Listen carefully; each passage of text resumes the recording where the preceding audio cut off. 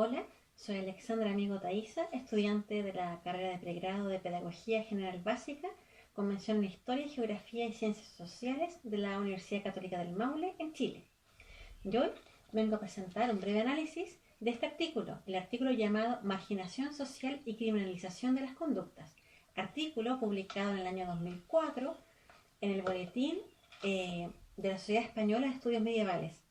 Fue escrito por Ricardo Córdoba de la Llave, historiador español, quien estudió licenciatura en Historia y Geografía en la Universidad de Córdoba, es doctorado en la misma universidad, es asociado y catedrático de la Universidad de Extremadura y actualmente se desempeña como catedrático y vicedecano de la Universidad de Córdoba. Su área de investigación o de acción es la historia medieval en España y desde el año 1984 al año 2019 posee vastas publicaciones, 50 artículos de revistas, 62 colaboraciones de obras colectivas, 8 libros, diversas tesis y también ha coordinado 3 publicaciones. Sus investigaciones de historia medieval en España podrían enmarcarse dentro de lo que es la historia social y la historia de las mentalidades, siendo recurrente entre sus publicaciones temáticas como los marginados, el adulterio, el sexo y la violencia, la conflictividad social, las formas de exclusión social, el trabajo de grupos populares en las ciudades, ricos y pobres, opulencia y desarraigo, las mujeres en el periodo medieval y otros relacionados con la industria y las artes dentro del mismo periodo. Así, Ricardo Córdoba de la Llave, junto a otros historiadores españoles, ha abordado temáticas que entrelazan estudios sobre la pobreza, la miseria, la criminalidad, el desplazamiento social, el comportamiento sexual, entre muchos otros ángulos que integran la historia de estos grupos sociales. ¿Qué nos comenta el artículo? Adopta el concepto que acuñaría Mitre en 1999, en los que afirma que marginado es aquel miembro o grupo social al que le está negada la utilidad social, acarreando sobre él la desprotección jurídica, la inadaptación social y el rechazo popular. En la Edad Media, todo individuo o grupo que lleva a cabo una transgresión de las normas, de las conductas o pautas establecidas, pudiera caer en este grupo de marginados. En el artículo el autor nos presenta que la marginalidad se va a categorizar en 2 grupos. El primero, el que va a ser la marginalidad como resultado del rechazo o la exclusión social. Este tipo de marginalidad va a ser mucho más integrada por la comunidad. Dentro de esta caben las viudas, las doncellas jóvenes, los huérfanos, los enfermos, los minusválidos, todos aquellos que van a ser socorridos por la asistencia de la comunidad, por instituciones eclesiásticas, estatales, por los mismos señores de los estados. Va a existir toda una infraestructura que va a ir en apoyo de este grupo, por medio de hospitales, casas de acogidas, la abogacía de los pobres, la casa de las arrepentidas, entre muchas otras que vas a poder conocer a partir del artículo. Y va a existir otro tipo de marginalidad, que va a ser mucho más incomprendida y temida. Va a ser esta marginalidad respecto a la criminalización de la conducta. Este grupo va a representar un peligro público frente a los cuales la respuesta va a ser la represión de la conducta, el destierro, el encierro, la mutilación, el castigo, entre otros. Así, este concepto de marginalidad también se va a extender a muchos otros sectores que se sospechan pudieran acabar por necesidad o por influencia adquiriendo dichas conductas. Por lo tanto, va a haber un grupo de riesgo, de alto riesgo, que pudiera ser altamente probable que sea marginal. El autor nos plantea una tesis bastante profunda en la que nos dice que en cualquier momento la pobreza se podía convertir en miseria y esto llevarnos a conductas que pudieran atentar contra este orden público o establecido o este bien actuar. Por lo tanto, a través del artículo y a través de diversos ejemplos y situaciones nos va a ir mostrando cómo se va generando una relación entre pobreza y vileza, un imaginario entre pobreza y actitud criminal. Dentro de estos grupos criminalizados voy a mencionar a las mujeres en particular porque aparecen criminalizadas por mancebas, adúlteras, alcahuetas, prostitutas. Y en el caso de la prostitución resulta anecdótico, ya que la prostitución en la Edad Media en España va a estar regulada por el criterio del mal menor de la protección de la moral, es decir, era permitida. ¿Por qué? Porque evitaba los adulterios y porque combatía la homosexualidad, que era mal de todos los males, ya que no solamente atentaba contra la norma social, sino que contra la norma divina. En el caso de las prostitutas, que da el ejemplo del texto, nos comenta que van a existir guetos sociales, barrios de prostitutas, barrios de pobres, barrios de mendigos. Por lo tanto, nos vamos dando cuenta cómo bajo esta lógica surge una segregación en la sociedad y en la ciudad, en el espacio geográfico, digamos, donde habitan. Con respecto a los hombres, la criminalización de sus conductas va a ser básicamente respecto de las acciones violentas, como los robos violentos, los homicidios y las violaciones a los cuales se les atribuía un instinto diabólico. ¿Qué puedo comentarles? Este texto, este artículo de Ricardo Córdoba La Llave, se ha articulado en base a diferentes fuentes. Fuentes primarias, por una parte testamentos, documentos de la época, eclesiásticos, ordenanzas, y por otro, las fuentes secundarias, ya que el autor utiliza referencias de investigaciones de diversos historiadores que también han abarcado el campo de la historia medieval, dentro de los que puedo citar a Ladero de 1999 y Segura del año 2003. En mi opinión, concuerdo con lo que nos expresa el autor, con las situaciones que ejemplifica, respecto de que hoy en día, en particular en Chile, en nuestro país, después de este denominado, o no sé si mal nombrado ya a esta altura, estallido social, solimos escuchar muchas palabras como represión, conducta criminal, criminalización de la conducta, marginalidad, justicia social. Y el leer este artículo nos permite reflexionar respecto de que a siglos de distancia temporal y geográfica de España sigue existiendo este imaginario. Al parecer, con la colonización también trajeron este imaginario entre pobreza y vileza, entre pobreza y conducta criminal, que está muy arraigado en nuestra mentalidad en América y en Chile. Nos invita a reflexionar con respecto a estos tópicos, a cómo una clase dominante establece un orden social, y bueno o malo, y cómo cualquier conducta que atente contra este ya pasa a ser criminal, y cómo también está relacionada con la pobreza, con la represión y con la marginalidad, por la distribución del espacio, incluso hablando de los guetos el autor ya en la Edad Media. Así es que les recomiendo, va a ser una aproximación en el tiempo, en el espacio, pero está muy latente y podemos ver cómo nuestro pasado está aquí en el presente. Así que te lo recomiendo, así como cualquier otro artículo también de Ricardo Córdoba de la Llave, que aborda todas las temáticas bastante interesantes y que no están muy lejos de nosotros. Después de leer el artículo, te podrás dar cuenta por qué.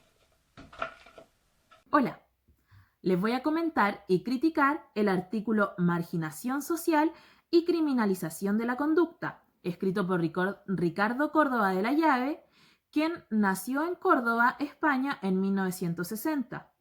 Estudió licenciatura en Geografía e Historia en la Universidad de Córdoba y realizó un doctorado en la misma. Fue profesor ayudante y asociado en la Universidad de Extremadura y actualmente se desempeña como catedrático y vicedecano en la Universidad de Córdoba. Este historiador tiene una amplia gama de publicaciones, tanto de libros como artículos.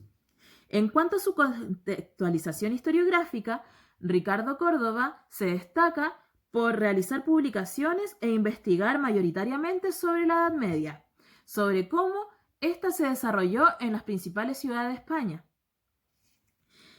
El artículo sigue la misma línea investigativa de autores como Bazán, como Pérez López o Beltrán.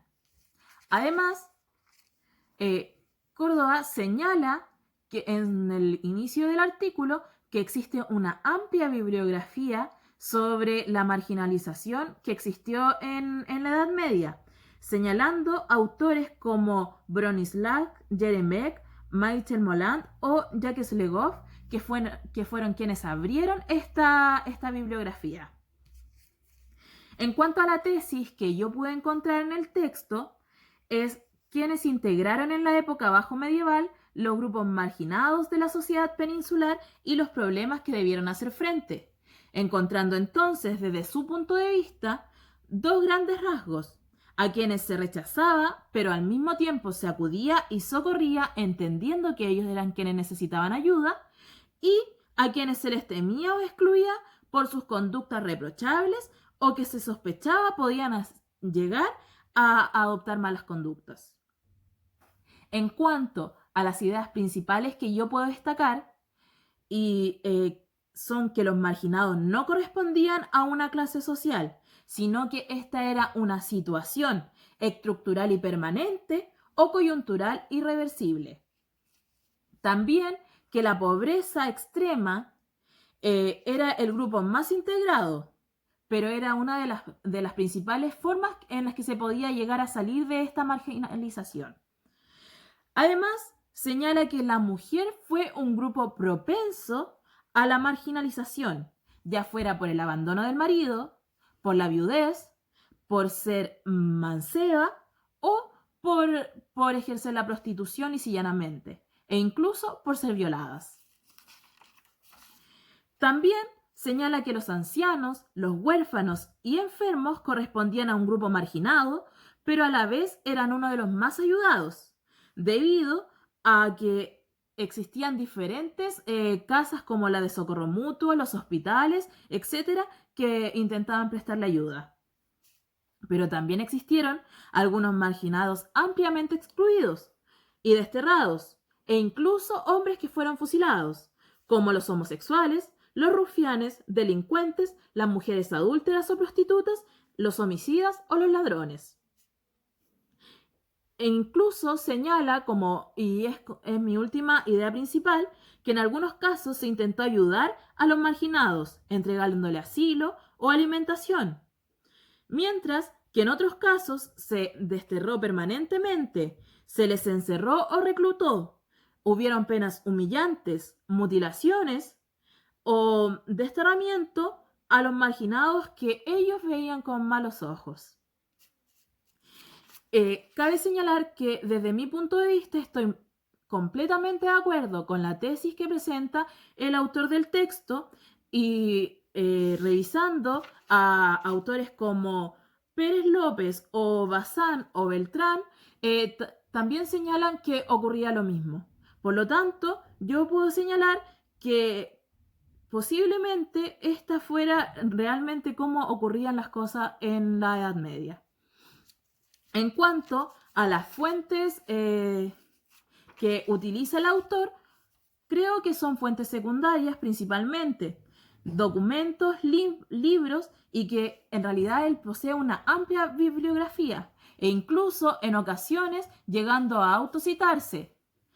Tiene algunos libros como La pobreza en la España medieval, La marginalidad en la Edad Media, La historia de la locura en España, La cofradía de Astorga durante la Edad Media. Son libros, por ejemplo, en los que él se basa y que poseen ediciones y variadas ediciones o traducciones.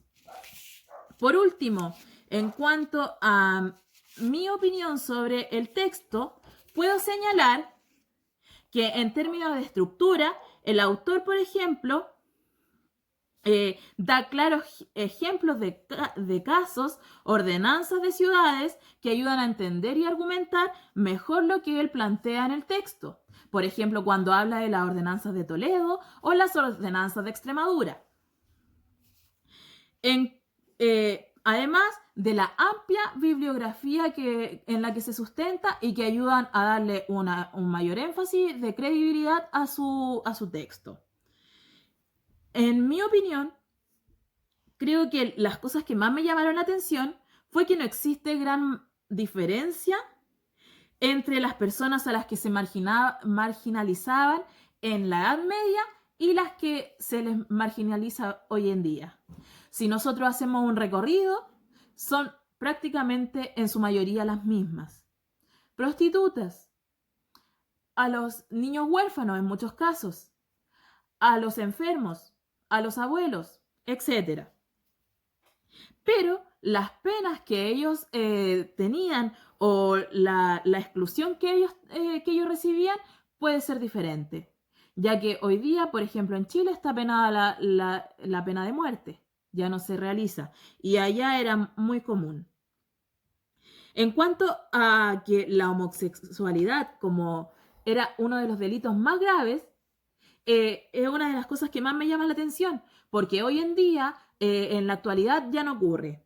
Por último, la ayuda a los enfermos, la vejez, ha pasado en la actualidad, pero este es uno de los temas que más me llama la atención porque pasa hoy en día aún. Aún no se ayuda realmente a los enfermos, aún no se ayuda realmente a los ancianos ni a los niños que están en el Sename. Entonces, con esto yo puedo concluir con que en realidad si nosotros tuviéramos que ver el pasado y el presente, sería prácticamente igual. Muchas gracias.